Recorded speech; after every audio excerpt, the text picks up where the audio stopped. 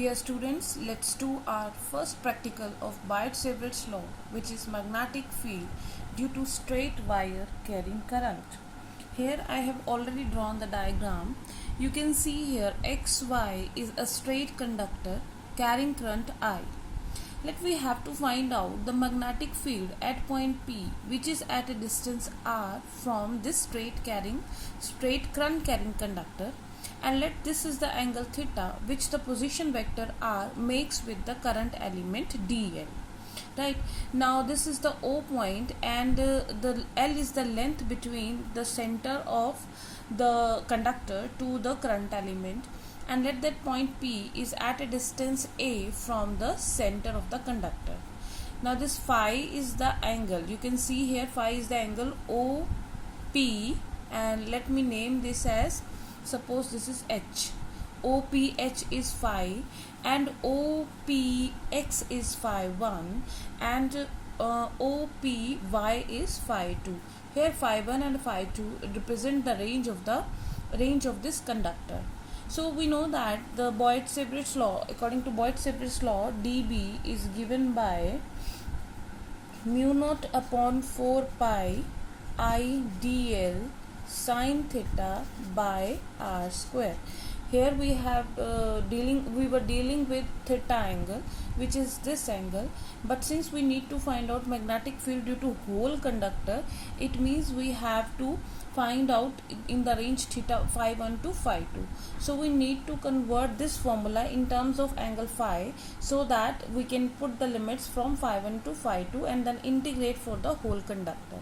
Right, so firstly we need to convert this angle theta, d theta and dl. I can't change I because the current which is fixed, and we can't change its position vector, but we can vary these terms in terms of phi. So in this triangle, you can see here, this is a right angle triangle, this is 90 degree. In this triangle HPO, we can see, we can use the property that sum of two angles of a triangle is equal to the third angle. Now sum of two angles, we can take here theta plus phi is equal to 90 degree. So we write here theta plus phi is equal to 90 degree, or we can write theta is equal to 90 minus phi. So putting in this sin theta, so sin theta will become sine of 90 minus phi, which is equal to cos phi. Right, now cos phi we can calculate. Cos phi is given by base upon hypotenuse. Right, now what is base here? Base is here, if we talk about the two angles are made on this axis, so this is the base.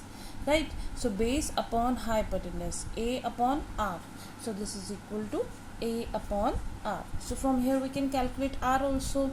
R is equal to, we can change it, r is equal to cos phi, that a will go down and a will go up.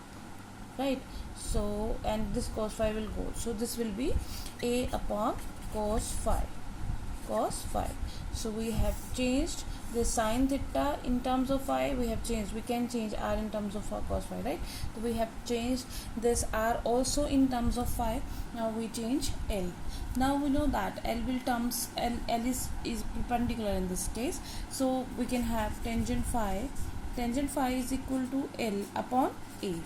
Right, perpendicular upon base, L upon a. So from here we can calculate L is equal to a tangent phi. Now if we differentiate both sides, because we need to find out dl, so dl is equal to a secant square phi d phi, as tangent phi, derivation of tangent phi will be secant square phi. Now we get the value of dl, we get the value of a, we get the value of sin theta, and putting all these terms in this expression, so we'll get dB is equal to mu naught upon 4 pi I dl is a secant square phi d phi. Right, and sin theta is cos phi upon r is a square by cos square phi. right? Now this 1 upon cos theta, we know that that is equal to secant theta. So 1 upon cos square phi would become secant square phi. So I will change here only. So this will become secant square phi. Means we can write 1 upon cos phi equal to a secant phi. So a secant phi. Now this would cancel out. This a will cancel out. So we are left with mu naught upon 4 pi. This is I and this is I by a, and cos phi and d phi. I think all the terms are done. 4 pi by mu naught upon 4 pi I by a cos phi d phi, right? So this is dB. Now this we have calculated dB for this small angle phi, but our conductor range is from phi 1 to phi 2. So what we will do, we will integrate it within the limits phi 1 to phi 2, right? So in this case, let's integrate here. So b will be calculated as b is equal to integration of minus phi 1 to plus phi 2, right? Minus phi 1, why? Because it is lying over the lower to the axis, so that is taken to be negative, and we put the value of mu naught upon 4 pi I cos phi d phi, right?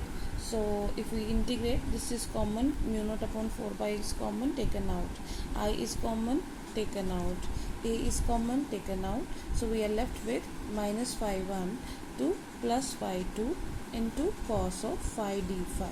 Now we know that the integration of cos phi is sin phi.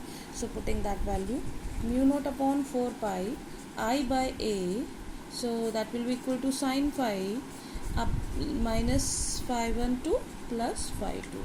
Now using the formula upper limit minus lower limit. So we'll get mu naught upon 4 pi I by a, this is sine of phi 2 plus minus sine of phi 1, minus phi of phi 1. I would erase this so more clearly, sine of minus phi 1. Okay. Now in that case, what we will do, we will solve it equal to mu naught upon 4 pi I by a. This will become sine of phi 2 plus sine of phi 1.